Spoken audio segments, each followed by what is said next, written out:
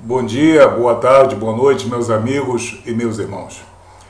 Nós sabemos que a morte de nosso Senhor Jesus Cristo na cruz faz parte de um plano eterno de resgate de Deus em Jesus Cristo. A morte de nosso Senhor Jesus Cristo na cruz foi um ato cruel, muito cruel. Mas ele foi um ato planejado desde a fundação do mundo e aconteceu com a permissão de Deus e com a permissão de Jesus. Por isso é que essa morte de nosso Senhor Jesus Cristo na cruz é chamada de morte redentora, morte vicária, ou morte voluntária, ou morte substitutiva. Porque Jesus deixou-se levar até o madeiro. Ele não foi levado à força, ele não foi levado esbravejando, ele foi levado calado como uma ovelha muda que é levada ao matadouro, como diz o profeta Isaías. Então, a base da fé cristã, a base de toda a cristandade, não são as nossas virtudes nem as nossas obras, mas a obra de Deus em Jesus Cristo.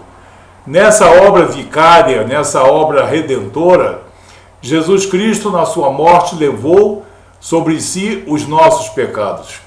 E a dor que nós deveríamos sofrer, ele sofreu por nós, de modo substitutivo. E na sua ressurreição, os nossos pecados foram anulados, foram, como se diz, esquecidos. Então a nossa justificação, a nossa condição cristã depende da morte voluntária e da ressurreição de nosso Senhor e Salvador Jesus Cristo. Naturalmente, para nós cristãos, isso é perfeitamente normal, é de fácil compreensão. E a Bíblia é cheia de passagens que mostram essa morte redentora, essa morte voluntária. Mas muitos querem negar, principalmente as vertentes humanistas que, lutando contra as bases cristãs, querem desmentir essa morte voluntária de Jesus, esse ato de amor supremo, esse ato de amor ágape que Jesus fez por cada um de nós, por toda a humanidade, para que todos aqueles que nisso crescem fossem salvos e viessem a obter a vida eterna, a salvação eterna. Nós temos textos que mostram isso claramente. Nós vamos mostrar aqui uns 4 ou 5. Vamos começar com 3 ditos pelo próprio Jesus. O próprio Jesus confirmando a sua morte voluntária, para constrangimento de muita gente, desmentindo muita gente que se lança contra as verdades do Evangelho. O primeiro exemplo que nós vamos dar aqui, quanto à morte vicária de Jesus, está no Evangelho de João, no capítulo 10, do versículo 15 ao versículo 18. Olha que passagem bonita, em que Jesus deixa clara a sua entrega em amor por nós. Ele entrega a sua vida por nós. A partir do versículo 15. Assim como o Pai me conhece, a mim, e eu conheço o Pai, e dou a minha vida pelas ovelhas, porque Ele é o verdadeiro pastor. Ainda tenho outras ovelhas, não deste aprisco, a mim me convém conduzi-las, elas ouvirão a minha voz, então haverá um rebanho e um pastor. Por isso o Pai me ama. Agora vem a parte mais contundente. Por isso o Pai me ama, porque eu dou a minha vida para a reassumir. Eu entrego a minha vida para tomá-la de volta. Morte e ressurreição. Morte por entrega. E a restauração dessa vida na ressurreição de Jesus Cristo. É o próprio Jesus que diz: eu dou a minha vida para depois a reassumir. Ninguém a tira de mim. Se ele foi morto e diz que ninguém tira a minha vida de mim, é porque ele a entregou. É um raciocínio que qualquer pessoa pode fazer. Se ele afirma que ninguém pode tirar a minha vida e ele morreu na cruz, é porque essa morte foi com a permissão dele e com a permissão de Deus. E ele tolerou essa morte em nosso benefício. Ninguém a tira de mim, pelo contrário, eu espontaneamente a dou. Não adianta lutar contra as palavras de Jesus. Ele diz, eu espontaneamente a dou. Então, isso já é suficiente para desmentir todos os contradizentes. Os contradizentes que inventam as maiores histórias de que Jesus foi morto apenas pelo ódio dos fariseus, pelos ciúmes dos fariseus, que Jesus foi morto pelos seus ensinamentos, que eram, digamos, inconvenientes para essa época. Não. Foram vários os motivos que levaram ao repúdio à pessoa de Jesus, mas ele foi morto na cruz porque ele assim concedeu, porque ele assim permitiu. E as Escrituras não erram. E Jesus não é falacioso, ele nunca mentiu. Eu espontaneamente a dou. Tenho autoridade para a entregar e também para reavê-la. A condição divinal de Jesus. A condição de Jesus soberano. Não apenas o mestre que ensinou boas maneiras aqui e ali, mas o Senhor e soberano que tem total poder sobre o espírito, sobre a alma, sobre a carne. Este mandato eu recebi de meu Pai. Fica bem claro, ninguém pode contestar uma passagem dessa, ainda mais dita pelo próprio Jesus, de maneira tão clara. E nós lemos então o Evangelho de João, capítulo 10, do versículo 15 ao versículo 18. Agora, em outro evangelho, no Evangelho de Mateus, no capítulo 26, do versículo 52 ao 54, outra coisa importante. Jesus vai dizer que tinha como livrar-se dessa prisão e dessa morte. Eu vou repetir no texto que eu vou ler, de Mateus 26, 52 a 54. Jesus descreve claramente que ele iria ser preso, mas ele tolerou essa prisão e esse sacrifício todo, esse sofrimento, mas se ele quisesse, poderia fazer abortar essa condição de grande sofrimento. O que diz a partir do versículo 52. Então Jesus lhe disse, embainha a tua espada, pois todos os que lançam mão da espada, a espada perecerão.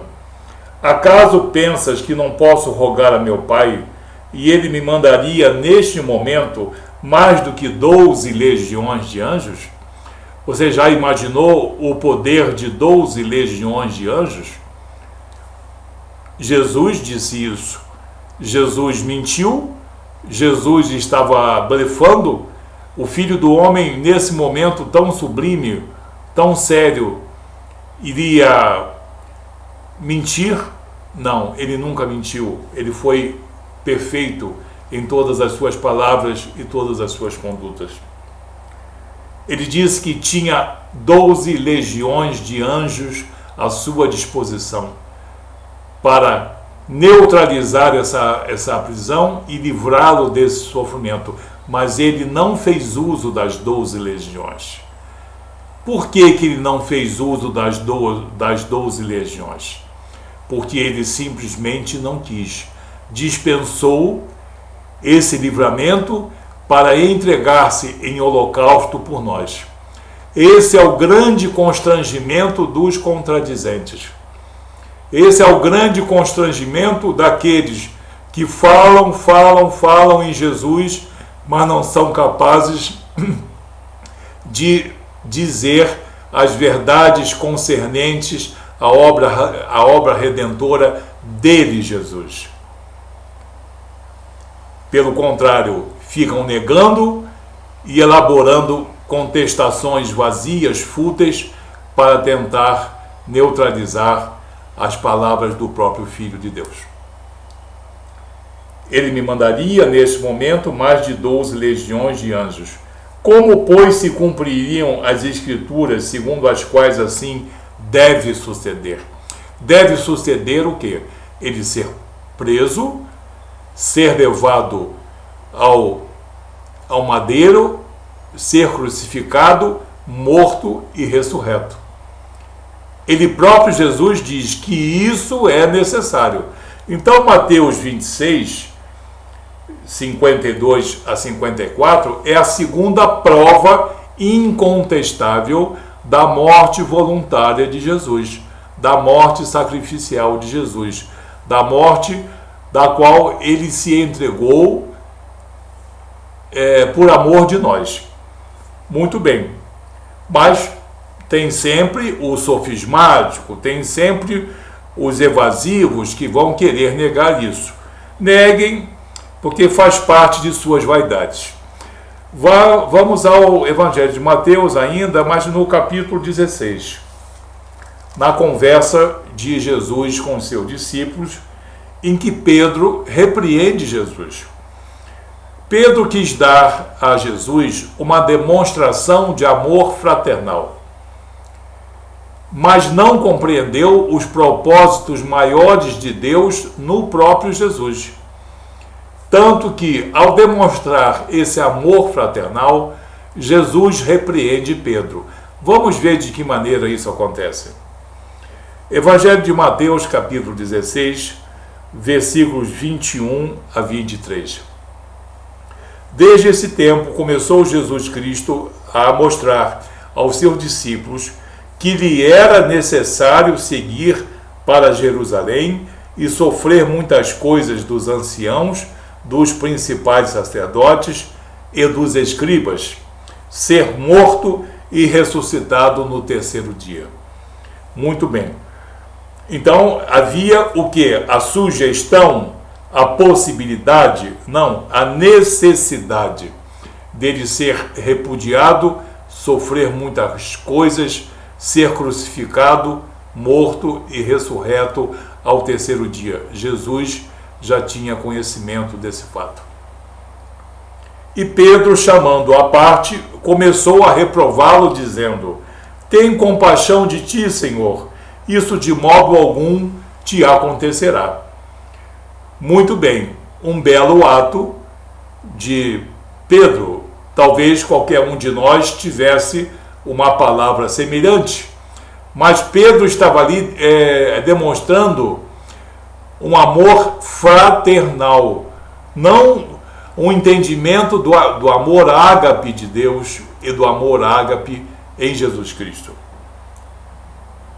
Mas Jesus, voltando-se, disse a Pedro: arreda, Satanás, arreda, Satanás. Tu és para mim pedra de tropeço, porque não cogitas das coisas de Deus, e sim das coisas dos homens. O que Jesus quis dizer? Pedro, tu entendes muito de amor fraternal, de uma grande amizade, mas não entendes do grande amor de Deus, que será manifesto em minha morte e sacrifício e ressurreição para a salvação de muitos. Pedro, você entende coisas fraternais, mas você não é capaz de compreender os propósitos maiores de meu Pai e meus propósitos em favor de vocês.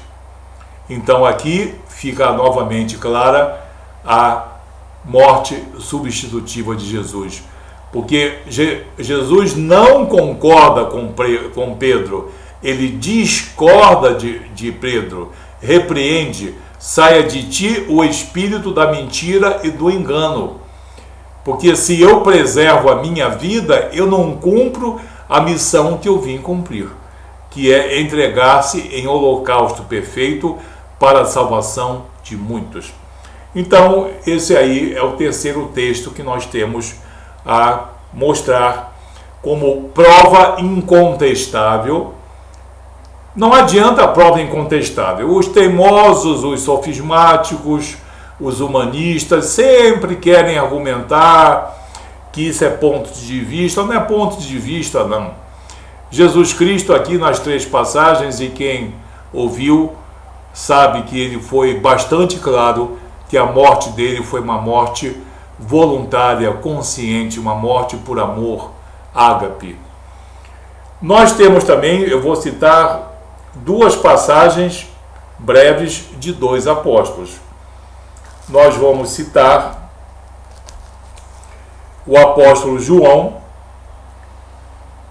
o apóstolo amado de Jesus, em 1 João, capítulo 4, versículo 10, em que o apóstolo João, conviva de Jesus, o apóstolo dileto de Jesus, conhecedor dos seus planos, da sua doutrina, vai dizer o seguinte, 1 João 4,10: nisto consiste o amor, não em que nós tenhamos amado a Deus, mas que Ele nos amou e enviou o seu Filho como propiciação pelos nossos pecados.